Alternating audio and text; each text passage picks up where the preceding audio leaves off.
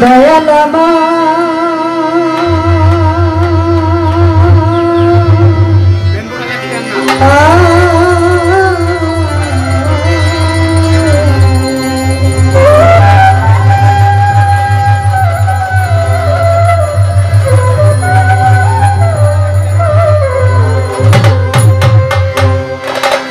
মিষ্টি করতে হবে।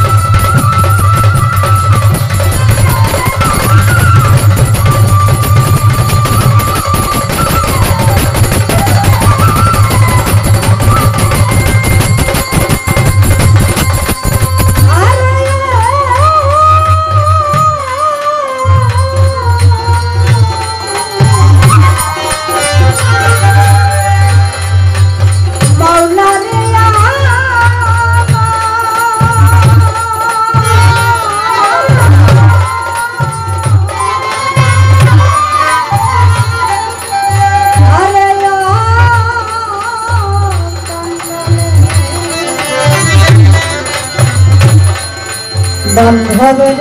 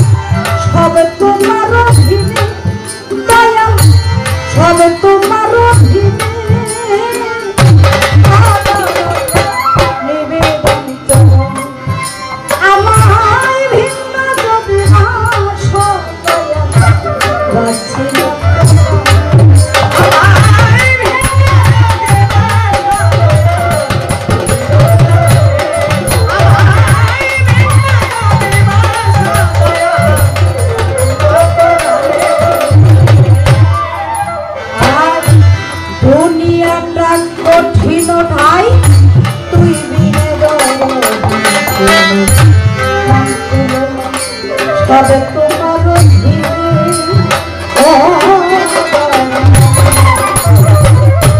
দুনিয়াটা কঠিন তুই বিনে সবে তোমার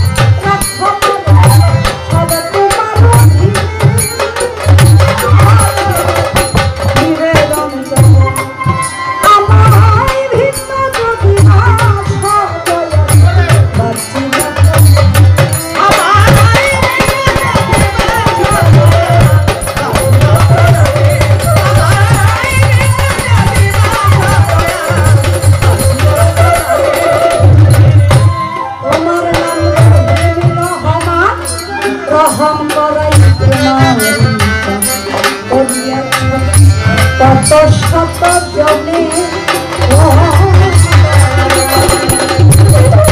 তোমার নাম রহিম রহম করাই তোমার শত শত জনে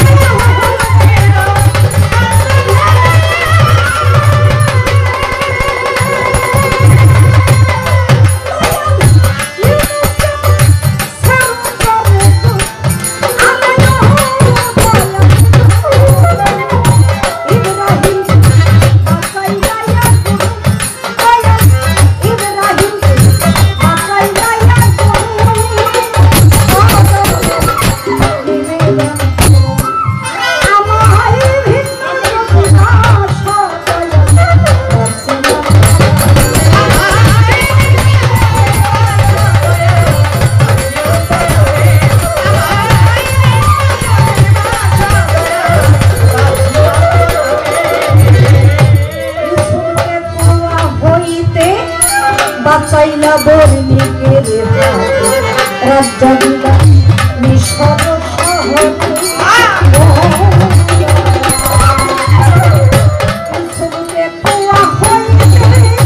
বাঁচাইলা বর্ণিকের রাজ্য দিলা মিশর শহরে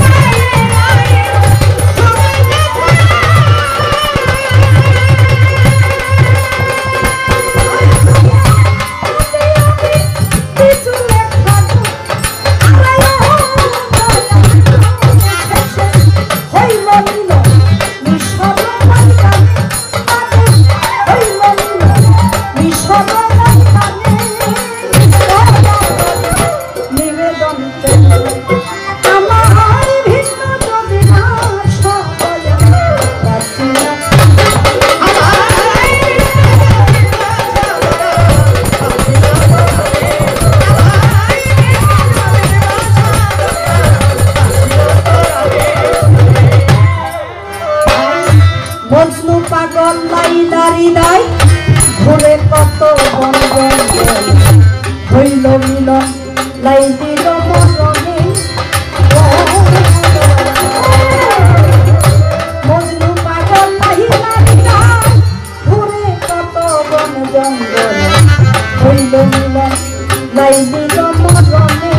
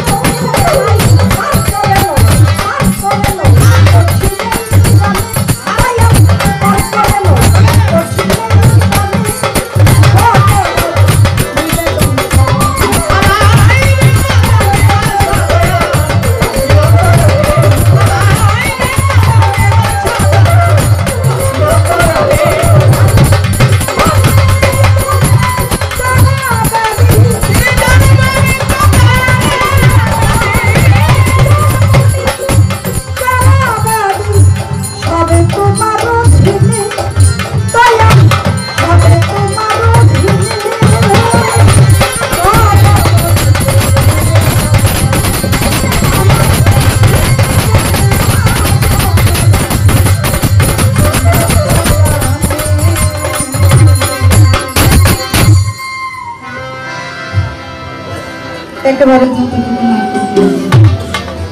অনেক নাম অনেক দেবনাথ নাম বলতে পারতাম, তো যেহেতু সময় দীর্ঘায়িত হবে তাই চেষ্টা করলাম। এখন আমার বাপন ভাই দাঁড়িয়ে বন্দনা 3 ঘন্টাও করতে পারে আবার নাও করতে পারে, এটা তার ইচ্ছা। আমি আমার মনের ভাবটুকু যেটুকু না করলেই নয় আমি প্রকাশ করি। এবার বাংলাদেশে ভাই আমার সাউন্ডটা একটু কন্ট্রোল করবেন, আপনাদের দুয়ার বরকতে বাংলাদেশের আনাচে কানাচে অনেক শিল্পী রয়েছে, তবে আমার চাইতে ছোট শিল্পী বোধ হয় আর নেই। আমি নিজেকে এমনটাই মনে করি। তো তারপরেও আপনাদের দুয়ার এই যে হলটা কমাইতে হবে, হ্যাঁ হলটা একটু কমাইতে হবে। হ্যালো হ্যালো হ্যালো, হলটা আরেকটু কমবে। হ্যালো, হ্যাঁ ঠিক আছে ঠিক আছে। তো গত পুরো সিজনে এরকম সাউন্ড পাই নাই। অনেক অনেক ধন্যবাদ আমার সাউন্ডে ভাইকে, সেই সাথে ধন্যবাদ যারা আয়োজক কমিটি শিল্পীদের কথা চিন্তা করে এমন একটা সাউন্ডের ব্যবস্থা করেছেন এই জন্য। তো যাই হোক, আপনাদের দুয়ার বরকতে দেশের বাহিরে 2-4 পালা গান আল্লাহ গাওয়ার তৌফিক দিয়েছে। তবে যত জায়গায় যাই না কেন, যেখানেই যাই না কেন, গান গাই টাকার প্রয়োজনে, পেটের প্রয়োজনে, কিন্তু আত্মার যে খোরাকটা এটা টাঙ্গাইল বাড়িতে একমাত্র পাওয়া যায়। কেননা এমন সাধুর সঙ্গ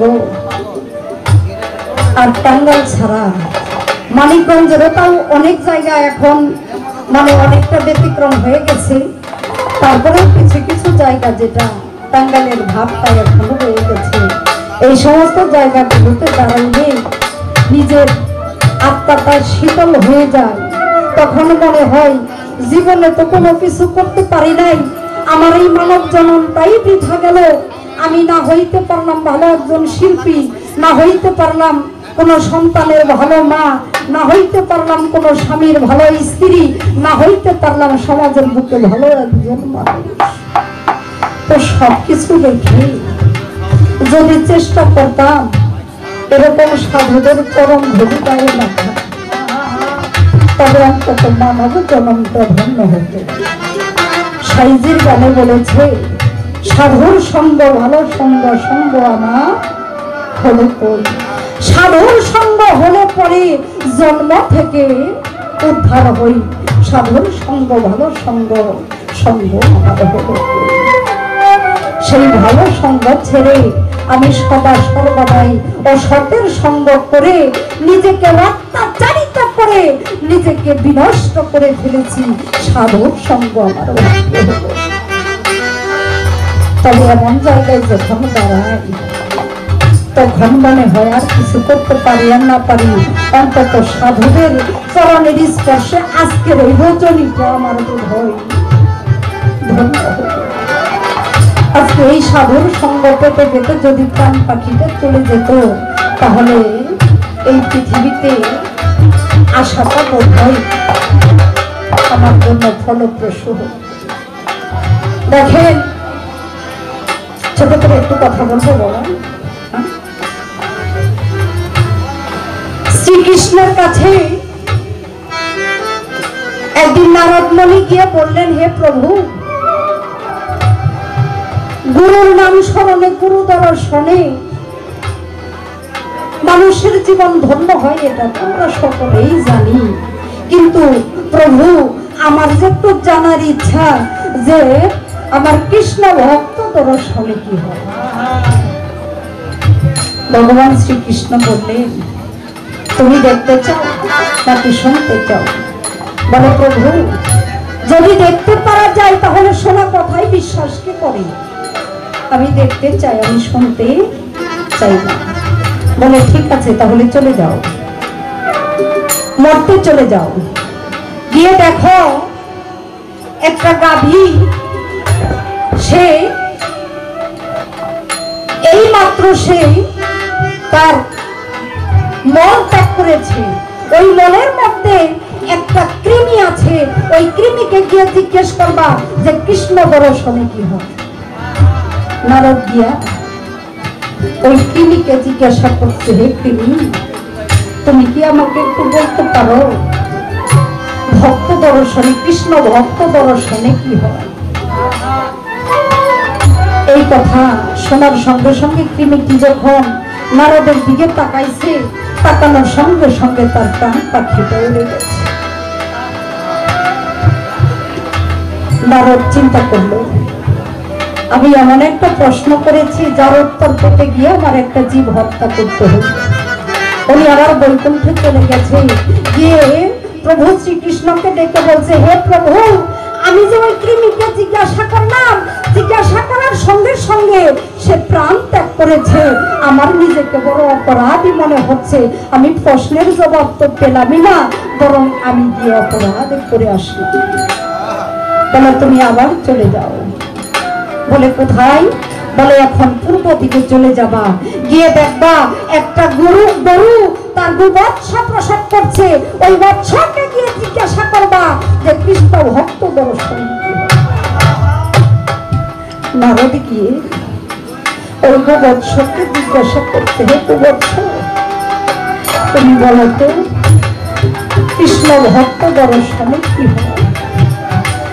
নারদের দিকে তাকিয়ে সঙ্গে সঙ্গে সে তার প্রাণটা ত্যাগ করেছে, অর্থাৎ ওই বাছরটাও মরে গেছে। নারদ চলে গেছে বৈকুণ্ঠে, গিয়ে বলছে, প্রভু, আমি বড় অপরাধী হয়ে গেলাম, আমার প্রশ্নের জবাব লাগবে না। এক একবার প্রশ্নের জবাব পাইতে গিয়া যদি এক একটা জীব হত্যা করতে হয়, তাহলে জীব হত্যার দায়ে যে আমি আরো বড় পাপী হয়ে যাব, এত বড় পাপ আমি করতে চাই না। ডাক দিয়ে বলছে, তুমি কি তোমার প্রশ্নের জবাব পেতে চাও না?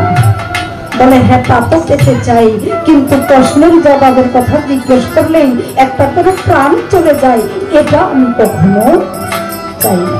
বাবা, কথা খারাপ লাগে? বলে আরেকবার চলে যাও না। বলে কোথায় যাব? বলে গিয়ে দেখো একজন মা এই মুহূর্তে একটা সন্তান প্রসব করেছে, ওই নবজাতক সন্তানকে জিজ্ঞাসা করো কৃষ্ণ ভক্ত দর্শনে কি হয়। নারদ চলে গেছে, গিয়ে ওই একটা প্রতিমা যখন সন্তান প্রসব করে, ওই মুহূর্তে ওই ঘরের অবস্থাটা কিন্তু ভালো থাকে না বাবা। ওই ঘরে কি অন্য কোনো মানুষ প্রবেশ করতে দেয়? কিন্তু নারদ গিয়ে বলল, আমার একটু ঘরের ভিতরে যেতেই হবে। বলে না, মায়েরা বলছে যে না, এখানে যাওয়া কখনোই সম্ভব না। বলে না, আমাকে যেতেই হবে। ঘরের ভিতরে গিয়ে ওই নবজাতককে জিজ্ঞাসা করেছে, হে বালক, তুমি আমাকে বলো কৃষ্ণ ভক্ত দর্শনে কি হয়? শব্দ মাত্র প্রসব হওয়া বালক দুই চোখের পানি ছেড়ে দিয়ে তার জবানে বলেছিল, হে নারদ, কৃষ্ণ ভক্ত দর্শনে একজন ওই কৃমি হইতে গরুতে প্রবেশ করা যায়, ওই কৃমি হতে মুক্তি পেয়ে সে গরুর জন্ম পায়, আবার ওই কৃষ্ণ ভক্ত দর্শনে গরুর জন্ম থেকে একজন মানুষের জন্ম পেয়ে যায়। আর মানুষের জন্মে যদি একজন সাধুর সঙ্গ হয়, একজন ভক্ত দর্শন হয়, তার জীবন ধন্য হয়ে যায়, ইহকাল পরকালে আর তার এখান থেকে সাইজিলাল দেখছিলাম।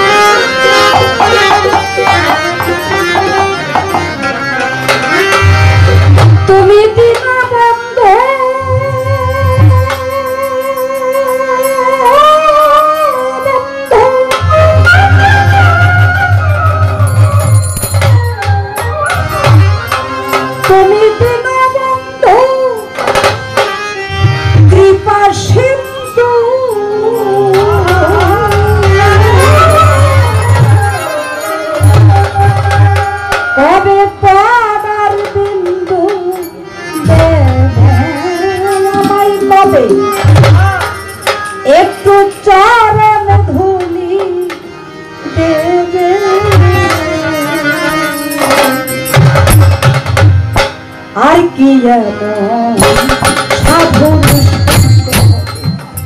পাপির ভাগ্যে আর কি এমন সাধুর সঙ্গ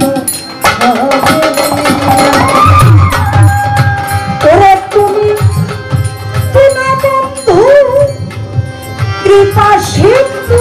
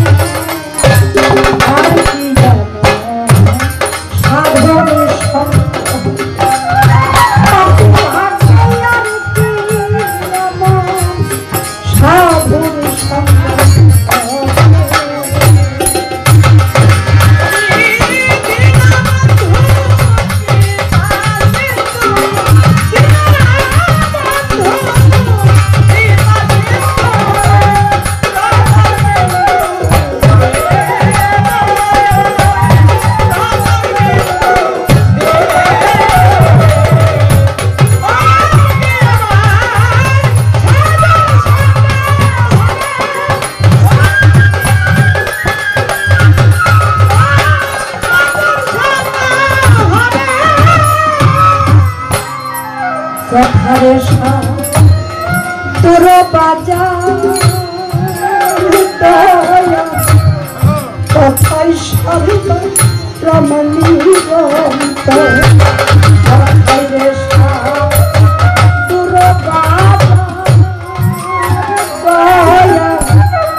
কথাই সারল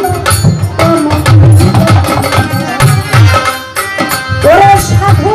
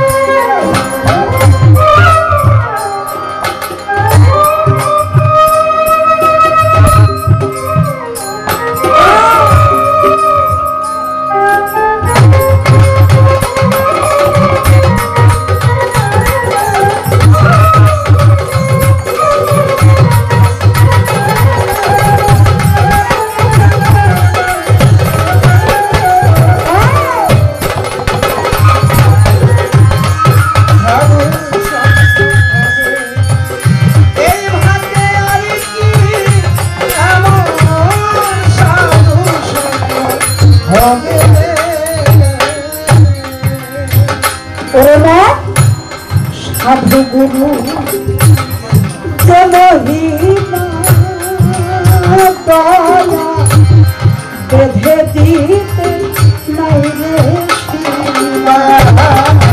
সাধু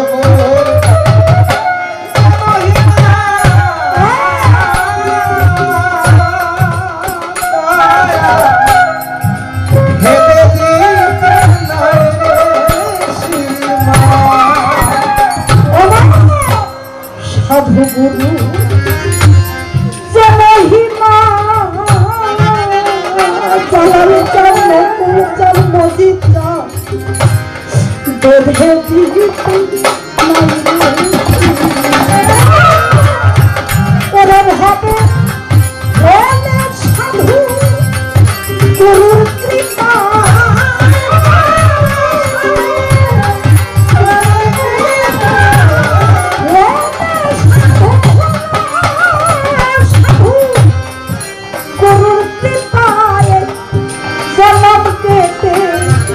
যাবে এই পশু জনম থেকে যাবে আর সাধুর সঙ্গ পাপির ভাগ্যে আর কি সাধুর সঙ্গ হবে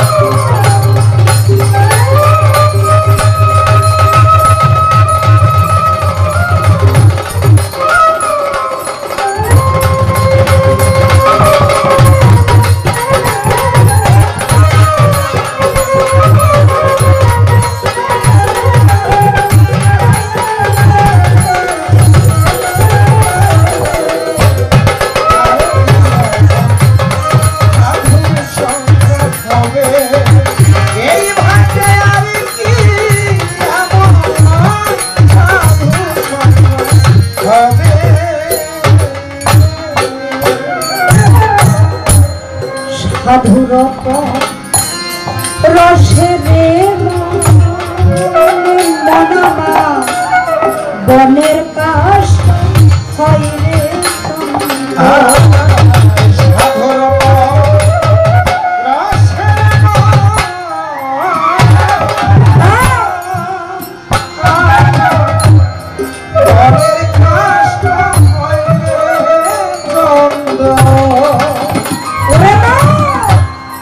সাধুর রসের